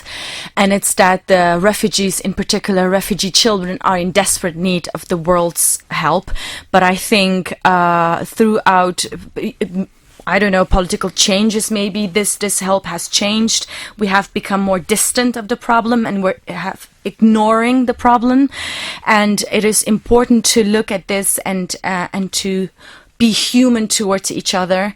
And I feel that if a song that is more positive, and it's to show that we are all one. I always make like a funny comment, maybe if only aliens invade us, like we might unite, but it's really a positive message. And I think you've been doing quite a lot of charity work in the past yourself, so I think you understand the importance of why helping out. Well, it's not just that you receive a toy, it's that you receive a toy from someone who thought about you very far away. Wow. And who cared enough about you to do something about your situation. So it's an act of solidarity as well as charity, as well as the empathy that any human being should feel for another. Let's play out then with your song, Love Wins, by the very beautiful and talented Dashni Morad, who is, as I said, an Iraqi, Kurdish, humanitarian and pop star and former refugee herself. Dashni, thanks for coming in. Thank you very much. Honor of all being here with talk you. Shows. No, very the inspiring. The Thank honor you. is mine. Let's hear it. Do you remember? Well, I don't know what I was expecting when I was told that an Iraqi Kurdish humanitarian pop star would be dropping in, but Dashni Morad is definitely all of those things and more. I really liked that song, Love Wins, and she has real star quality. I'm sure that she's going to go far. Certainly she's travelled far already from a refugee camp in Iraq. Just shows you what can happen. Let's go to Scotland, where Chris is on the line in Kinross on Scotland. Go ahead, Chris. Good evening, George. Hi there. Yeah, that was a fabulous song by Dashni. Wasn't it? It was really, really good. Absolutely brilliant. George, just a quickie. It's just more information than anything else. We get blootered by all this paraphernalia from the SNP government about we want to see in the single market a special arrangement once the rest of the country leaves. Nobody's actually said if the EU would allow that. Well, quite. It's basically what we used to call, when we were talking about Trotskyists, a transitional demand. It's a demand that could only be conceded if we were in transition from one state of being to another. In this case, from Scotland being in Britain to Scotland being out of Britain. It's just propaganda. It's a complete non-starter. But I'll tell you what would happen if the SNP prevailed.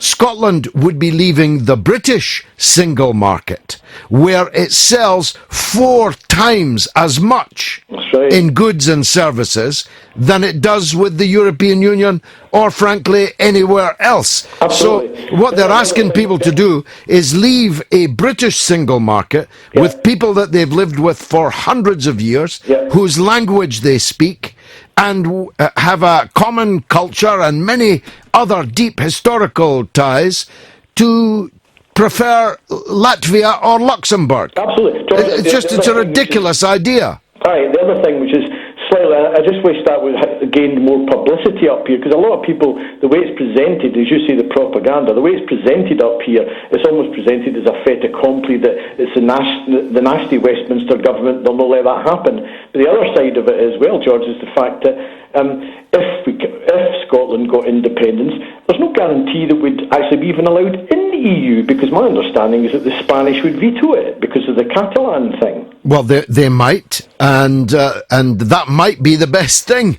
because the EU requires a convergence criterion of a budget deficit no greater than 3% of GDP, and our deficit is 10%. You got to do the maths. As I said to an earlier caller, we're not called canny for nothing. Absolutely. If you have to reduce your deficit from 10% to 3%, the result can only be misery. Yeah. And then you'd have to accept the euro. Then you'd have to accept free movement of EU labour. And I just cannot see the Scottish people agreeing to that. That's why I want a referendum, Chris. No, I agree, and I've heard you say in the past, bring it on, and I couldn't agree with you more, because they're just hanging out just to stoke up the resentment, so that there's this false, a shower of people wanting to join on. But George, I don't know how often you come up to Scotland, but we're living in a really divided country just now, which is I also find really sad. Well, I'm in Scotland a lot, and my family is still there. Of course. And I am getting my Just Say No tour back on the road. I think our first meeting will be in Oban, for a variety of reasons. And I'll keep you posted. Follow me on Twitter, Chris, and then you'll see that. Thanks very much indeed. Let's squeeze in Colin in Glasgow on the same subject. Colin, welcome. Hi, George. How you doing? I'm good, thanks. George, I'll be honest with you. I voted to leave the UK the last time. Yeah. Because I believed what the SNP were saying. Yeah. I did a 360-degree turn. I am absolutely fed up with the SNP now. that they'll not get my vote next time. I think they're past their peak, Colin. I think peak SNP has been passed. I actually agree with you there, George. And but see, my only disappointment in this, and I think I spoke to you before about it. What other party up here? Kaiser Dugdale just doesn't date for me. I don't understand her. I don't see a point. I think she's weak as a leader. So I used to vote Labour years ago, but I just don't know what she represents, to be honest with you. And that's my disappointment. She's the worst leader in Scotland. She's the worst leader Labour ever had. And that is in a long line of failures. If you think that since Donald Dewar, I had many political disagreements with him, but Donald Dewar was a substantial, significant figure in politics. But since him, it's been downhill all the way, and the end result is the person presiding over a Labour opinion poll rating of 14% and lecturing Jeremy Corbyn on how to win elections when she has piloted Labour into third place. And is it my understanding, George, that she didn't even win her seat at the last election? She had to be given a seat. Is that right? She's elected on the list, yeah. Yeah, she was on the electric list, wasn't she? Because I know she never won her seat. I'll tell you that you see the lad that was on earlier, Neil Finlay. He's 10 times better than her, and she beat him. He's 10 times better. And if the Labour Party and we've got crucial local council elections coming up in May, Labour is widely believed to be about to lose power in every single town hall in the whole country. If that happens and they keep her on, then they don't deserve to recover from where they are. No, it's absolutely frightening. It's dark days for Labour, the new jobs up here anyway, certainly. Yep, we need change, Colin, and the SNP needs some opposition. And as I just said to an earlier caller, I'm getting back on the road. If Scottish Labour's not up to opposing them, I'll have to do it myself. Colin in Glasgow, many thanks, an excellent call. Let's hear from Anna in London on Brexit. Anna, welcome. Hello, George. How are you? By the grace of God, I'm good, and the better for hearing from you. Go ahead. Yes, George. I was listening to your talk show, and I found it very, very interesting, and you're such a free spirit. You always have a very original take on things. But I was just a bit puzzled by what you said about the House of Lords and what they did on the Brexit vote. Yeah. Because I think that part of what they did was also to try to say that it's not right to use European citizens that have been living in Britain for many, many years, who have been contributing to this country. It's not right to use them as bargaining chips in the negotiations for Brexit. I did say that in my opening remarks. I said exactly that, Anna, that people are not chips. They are not things to be tossed on the table or held back from the table. People are much more important than that. However, Anna, neither are the British people living in the rest of the European Union bargaining chips.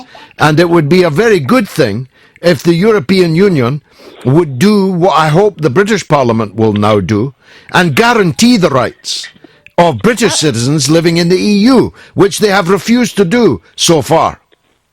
Well, absolutely. You're absolutely right. But the problem is that if Theresa May refuses to say that she's ready to do a goodwill gesture in guaranteeing the rights of 3 million people in the EU, then, of course, on the other side, people are going to be a bit reluctant to do that as the first move. No, After to be all, no. It was Britain who decided to leave. You know. Yes. The ball is in your camp. But Anna, it was our right to decide to leave, and that's what we did decide. And you'll not often find me defending Theresa May, but she said to the European Union leaders, "Let's begin by mutually agreeing the rights of all of our citizens to remain where they are."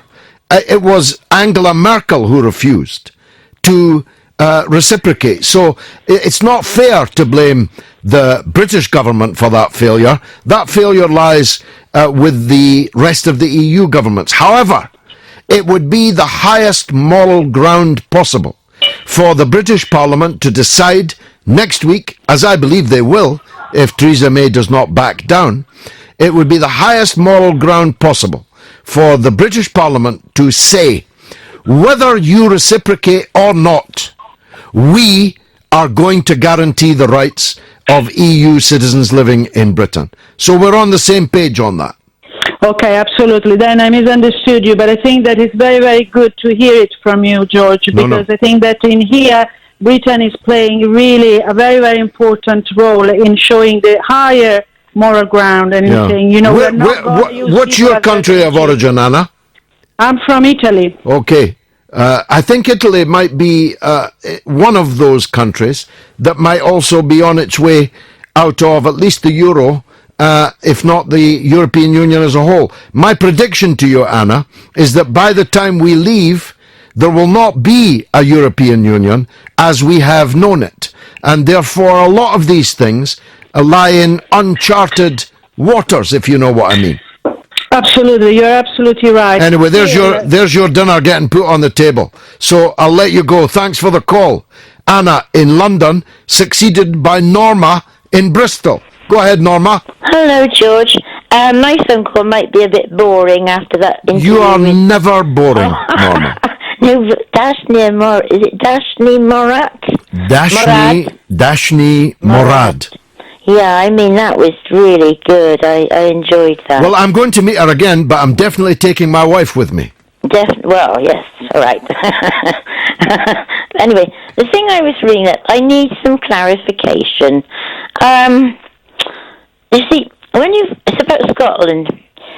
You've got MPs in our Parliament, and we are told which party they represent, like Labour MP, Liberal MP, and all that. Now, people just keep referring to MSPs in Scotland. That means member of the Scottish Parliament, right? I realise that. Yeah. But we're not told which political party they represent. I mean, Neil Findlay, I imagine he was Labour. Oh, yes. He ran for the leadership of Labour. Yeah. He should have got it. They wouldn't be in the mess they're in. No. But the thing is, why don't... Wherever it said they go MSP, and with regard to Scottish National Party representatives which are elected, I mean, I don't know which political leaning that they adhere to. I mean, it might be a bit dumb, but I do like a bit more detail. Well, some of them are left-wing, most of them are centrist, some of them are right-wing. The point about the SNP is that it is an umbrella party, which has only one purpose, really, which is to succeed in separating Scotland from the rest of us on this small island. And that's why they've run into difficulty, because they've been ruling Scotland for the last 10 years. And when you rule a country short of obtaining separation, you're forced to make political choices between left-wing options, centrist options and right-wing options. And it's the problem for the SNP that they cannot find their way to making the right decisions that has led to a situation now where Scottish education, once famous throughout the world, is failing. The Scottish Health Service is in crisis. The transport system is in crisis. The policing situation is not in crisis, but running into serious trouble. The rights of people on the periphery in Scotland, people of the islands, for example, and of the Highlands, is being disadvantaged. And that's why, if I was leading a nationalist party, I would not myself agree to form a government. I would not take power.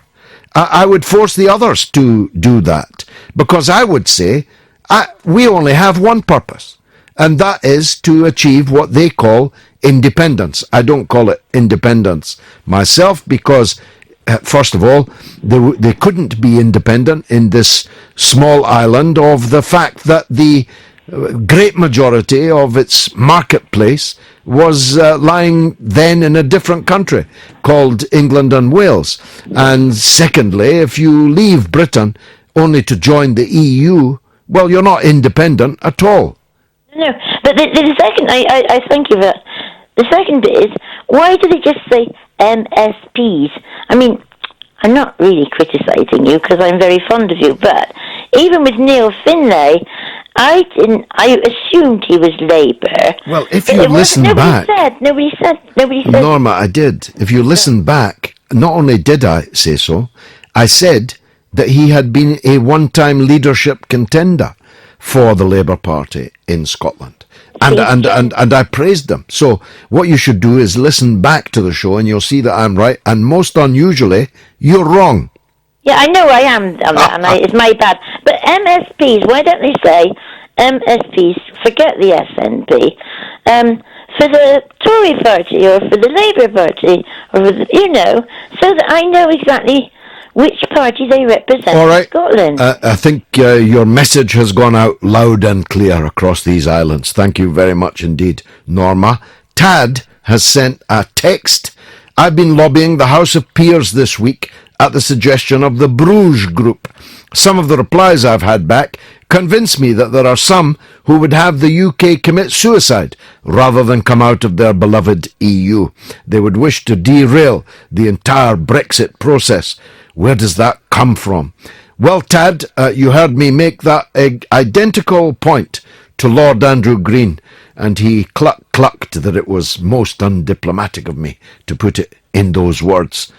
But he, although he didn't say so, would, if he could, use exactly those words himself.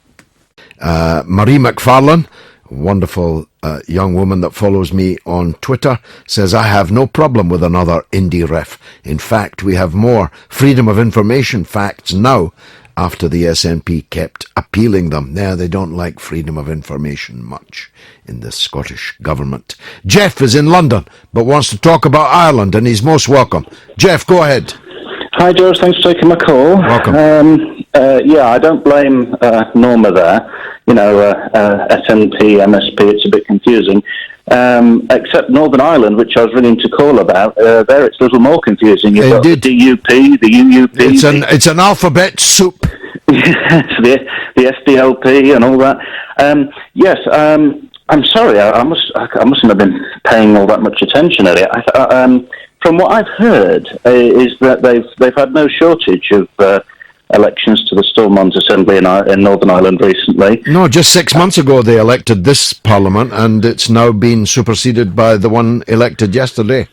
Yeah, and from what I've heard, it's almost exactly the same result, because I think owing to the, religious demographics and so on, you have, I think, like the DUP always gets around, I think it's 38%. You have the Sinn Féin always gets around, I think about 30, is it, something like that? But that has changed. The DUP is down.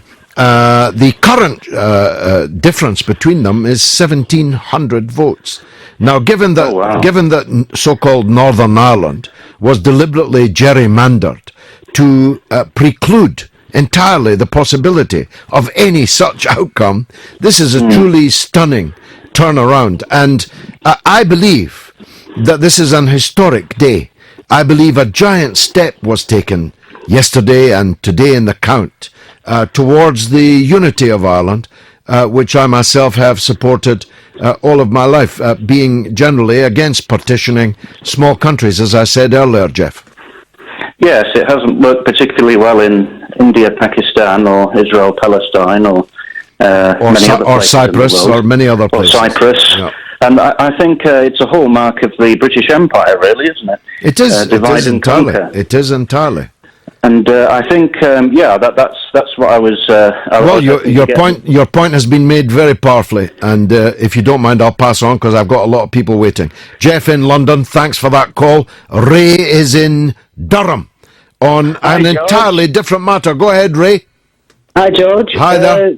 My wife has epilepsy, and We went for a mobility car. Now, what we'd had was an appeal, and it got upheld. Now, the appeal, the entitlement was from April 16 to October 17. Now, that gives ability to go for a mobility car because you have to have over 12 months.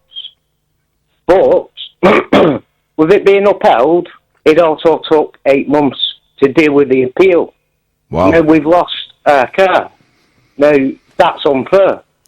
It's unfair, it's unjust, it's unfair, it's unjust, and it is absolutely typical of the vicious government, unelected Prime Minister that we have in this country. And that's the long and the short of it. I need to press on, Ray, because that's not on the agenda tonight, but I just wanted to share with you my anger at that unfairness, that injustice. Rick is on the line, again, about a different subject, about the police. Go ahead, Rick. George Galloway, it's a pleasure, sir. Recently just talking about the two issues in the news, the issue about detectives and investigators, there being a massive lack of them, and the lobbying for stronger tasers. I don't really think that there's a need for more powerful tasers, maybe more of them, but certainly not more powerful tasers. In terms of working in investigations, this is what I do currently. I've worked in both departments. There is a massive lack of investigators and detectives currently working in the police. The police force I work for, which I'll remain nameless, are actually changing policy to accommodate that. So they're giving more onus on us to say, okay, there's not much solvability for this crime, so we're gonna drop the ball. We're gonna tell this victim, unfortunately, we're not going to be investigating this crime. There's also a massive expansion into virtually investigating crimes over the telephone.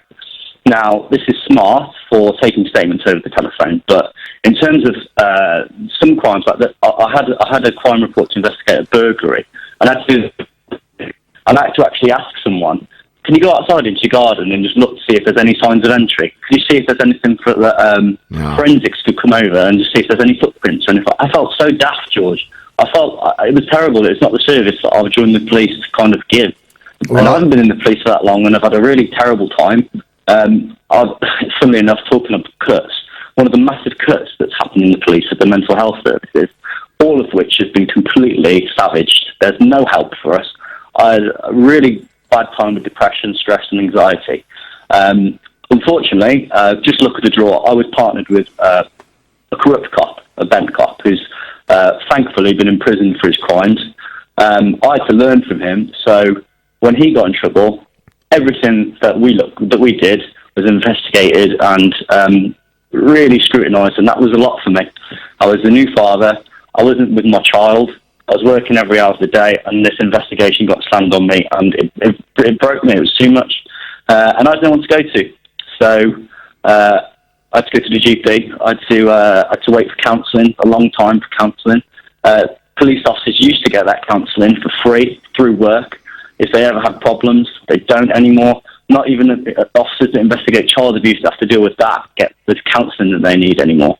I actually had to go to a charity called Mind, to which I kind of volunteer now. I do a little bit. I'd love to do more. At the moment, I just talk in the office. I just tell them, I just speak about it. That's how I'm getting through it, obviously, along with my therapy and stuff. But just some thoughts for you, George. Well, they're very powerful thoughts and words, and I feel your pain. And there's much that I'd like to say in response, but the hour is against me. What I would say is that the idea that the police, as Amber Rudd said last night on Question Time, have been protected from cuts is utterly fatuous and untrue. And the pressure on police officers is phenomenal. And a very significant number of them are suffering the kind of problems of stress and anxiety and overwork and dissatisfaction with their work that you have just very powerfully outlined there. I have my own recent experience with the police over a theft of £600 from me and my wife, carried out by a fraudulent trader in Merseyside. And I must say I'm utterly disappointed in the police response to it, even though it's been emblazoned in the Liverpool Echo and is quite well known on social media and so on. I've been moved from pillar to post, usually electronically, and asked to fill in forms that you fill in the form and then the last step doesn't work.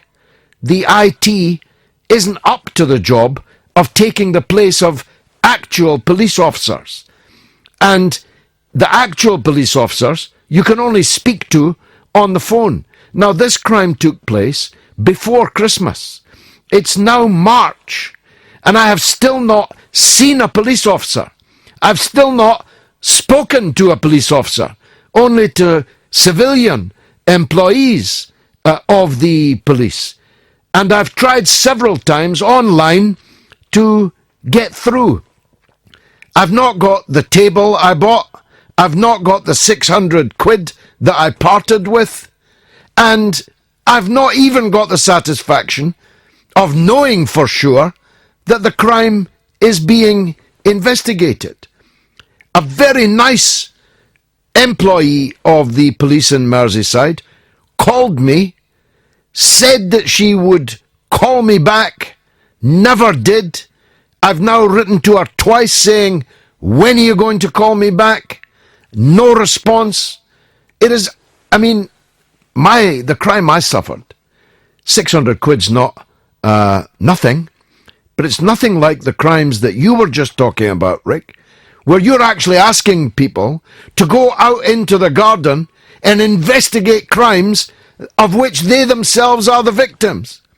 Because the police can't, it's not a question of won't, can't investigate it themselves. Car theft and damage long ago got relegated to an insurance issue. Now burglary is. And in my case, fraudulent trading.